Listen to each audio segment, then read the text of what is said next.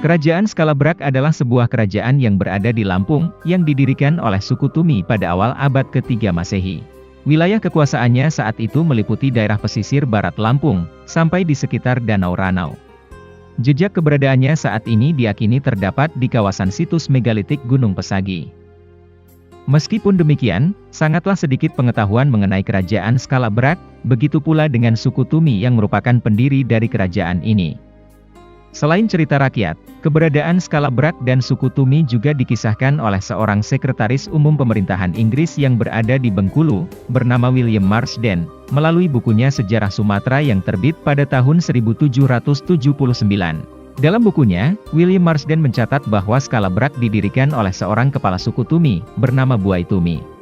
Pernyataan ini kemudian dipatahkan oleh hasil musyawarah kepaksian Skalabrak pada tahun 2001. Hasil musyawarah menyepakati bahwa pendiri Skalabrak adalah kaum pendatang dari daerah Vietnam dan Kamboja, dipimpin oleh seorang bernama Lalaula. Setelah menundukkan kaum Tumi, kemudian mereka mendirikan kerajaan Skalabrak. Di sisi lain, ada juga pernyataan mengenai asal-usul suku Tumi, yang di Tenggarai berasal dari India, etnis Tamil. Meski Skalabrak mengadop kepercayaan Hindu-Buddha, namun mayoritas penduduknya masih menganut kepercayaan animisme-dinamisme. Sekarang mari kita coba analisa berdasarkan artefak situs Gunung Pesagi, lini masa sejarah, dan peristiwa sejarah yang terjadi di tempat lain, yang mungkin berkaitan dengan keberadaan Skalabrak, dan suku Tumi. Kedatangan orang Dravida ke wilayah Nusantara, khususnya daerah Sumatera terjadi sekitar 1500 tahun sebelum Masehi, setelah melarikan diri dari serangan bangsa Arya, yang saat itu menaklukkan kawasan India, dan menindas bangsa Dravida. Salah satu etnis besar dari bangsa Dravida ini adalah etnis Tamil. Dan pada saat itu, bangsa Dravida belum memeluk agama Hindu-Buddha. Di Sumatera, bangsa Dravida yang berkulit hitam atau coklat tua, berbaur dengan orang-orang Proto-Austronesia, atau orang Melayu Purba yang berkulit kuning atau putih. Orang Melayu Purba sendiri berasal dari kawasan Asia Mayor, atau dari kawasan Hindia Belakang termasuk daerah Kamboja dan Vietnam, yang datang ke kawasan Nusantara sekitar 2500 tahun sebelum Masehi. Hasil percampuran ini kemudian melahirkan generasi baru, yaitu generasi orang-orang berkulit sawo dan, atau putih, berambut ikal, berkebudayaan megalitikum, dan bertutur bahasa Melayu Purba atau Melayu Tua. Tidak seperti orang Melayu Purba yang hanya tinggal bersama keluarga inti, orang-orang keturunan generasi baru ini tinggal secara berkelompok dalam sebuah kekerabatan keluarga besar. Pimpinan kelompok adalah orang yang paling tua atau yang dituakan. Saat populasi sebuah kelompok semakin membesar, maka sebagian akan memisahkan diri, dan membentuk kelompok baru di daerah lain yang tidak terikat dengan kelompok intinya.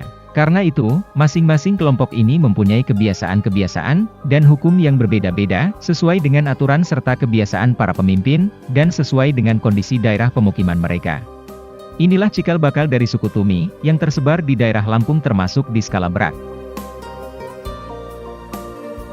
Pada abad ketiga, Kerajaan Salakanagara yang berada di Banten, mengirimkan duta ekspedisi ke beberapa daerah untuk mencari tambang-tambang emas, termasuk ke wilayah Lampung Barat yang kaya dengan potensi emas.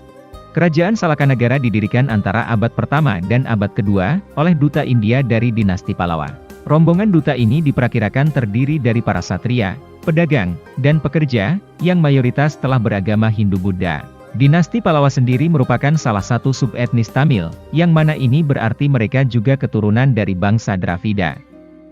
Saat tiba di daerah Lampung Barat, kedatangan rombongan duta ekspedisi dari Kerajaan Salakanagara ini, diakini tidak mengalami kendala yang cukup berarti. Mengingat rombongan duta Salakanagara dan suku Tumi, secara mayoritas berasal dari keturunan yang sama, yaitu bangsa Dravida.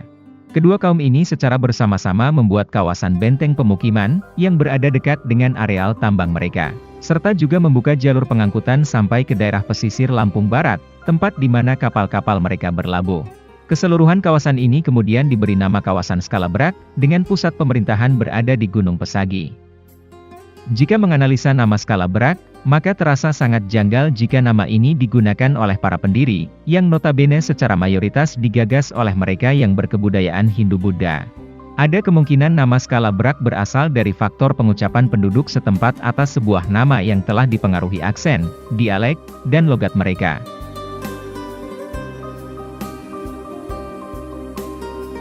Dengan terbukanya jalur transportasi antara Skala Brak dan Salakanagara, maka terbuka pula lah hubungan antara Lampung dan Banten. Inilah awal dari lahirnya hubungan kekerabatan di antara masyarakat kedua daerah. Sebuah hubungan erat bagaikan hubungan dua saudara kandung, yang telah berlangsung selama berabad-abad sampai dengan hari ini. Rombongan duta Salakanagara ini kemudian banyak yang menetap, dan berasimilasi dengan suku Tumi. Namun asimilasi ini tidak mengakibatkan akulturasi, termasuk menyebarnya agama Hindu-Buddha. Penyebaran agama hanya terjadi dalam batas anggota inti keluarga saja, tidak secara masif menyebar ke masyarakat umum. Hal ini dikarenakan kepercayaan Hindu-Buddha kuno yang berlaku saat itu, yang melarang para Brahmana untuk bepergian melalui laut lepas. Sementara pada era tersebut, kasta Brahmana adalah satu-satunya kasta yang mempunyai otoritas mutlak untuk membaca kitab suci, melakukan penyebaran agama, mencatat peristiwa, serta mengawasi pembuatan struktur dan patung-patung ritual. Itulah mengapa di situs Skala Brak tidak ditemukan prasasti. Struktur ritual seperti menhir, dolmen, serta struktur-struktur bangunan lainnya, dibuat secara sederhana. Mayoritas suku Tumi masih menganut kepercayaan animisme-dinamisme. Mereka sangat mensucikan sebuah pohon bernama Belasa Kepampang, yaitu sejenis pohon nangka bercabang dua, di mana masing-masing cabang menghasilkan getah dengan fungsi yang berbeda. Apabila orang terkena getah dari cabang pertama, maka dia akan terkena penyakit kulit yang berbahaya. Obat dari penyakit kulit tersebut adalah getah dari cabang yang kedua. Pohon ini tidak saja sakral bagi penduduk Skala Brak, tetapi juga masyarakat yang berada di sepanjang aliran sungai Wei Komering, Wei Semangka, Wei Sekampung, Wei Seputih, Wei Tulang Bawang, Wei Umpu, Wei Rarem, dan Wei Besai. Selama berabad-abad, kerajaan Skala Brak mampu bertahan meski beberapa kali terjadi pergantian pendudukan di wilayah Lampung. Dari mulai era kerajaan Salakanagara, kerajaan Sriwijaya, sampai dengan era kerajaan Majapahit. Keruntuhan Skala Brak baru terjadi pada abad 16 setelah Skala Brak diserang oleh kerajaan Pagaruyung. Serangan ini tidak saja dalam upaya perluasan wilayah Pagaruyung, tetapi juga membawa misi penyebaran agama Islam. Serangan ini ditandai dengan ditumbangkannya pohon Belasa Kepampang, pohon sakral masyarakat Skala Brak. Dengan tumbangnya Belasa Kepampang, maka masyarakat Skala Brak pun tercerai-berai. Mereka berpindah dan berasimilasi dengan orang-orang di daerah lain seperti di Palembang, Jawa, dan Banten. Namun ada pula yang tetap berada di daerah Lampung, yang kemudian secara adat, hukum, dan sosial, membagi mereka dalam dua rumpun utama, yaitu rumpun Saibatin dan rumpun Pepadun. Begitulah cerita singkat dari sejarah panjang Skala Brak dan suku Tumi. Berbagai macam faktor baik itu yang disengaja maupun tidak disengaja, telah membuat kita melupakan kehadirannya. Sudah saatnya kita kembali memahami sejarah, dan bersatu dalam kekerabatan, karena sejatinya kita semua bersaudara.